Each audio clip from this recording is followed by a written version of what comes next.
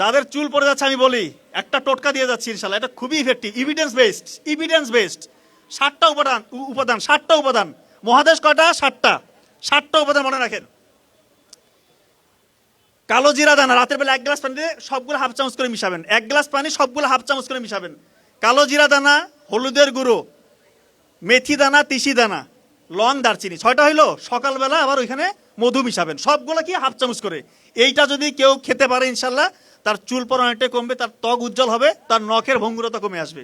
আরেকটা অ্যাপ্লাই করতে পারেন যাদের চুল খুবই পড়ে যাচ্ছে, মানে আটকাইতে পারতেছেন না, তারা কি করবেন, খাঁটি নারকেল তেলে এই তিসি দানা, মেথি দানা আর কালো জিরা এটা একটু 5 মিনিট ভেজে নিয়ে ওইটা একটু ছেঁকে নেবেন। ছেঁকে নিয়ে যে নির্যাসটা থাকে অর্থাৎ তেলটা থাকে ওইটা চুলের গোড়া সপ্তাহে 2-3 দিন ম্যাসাজ করবেন।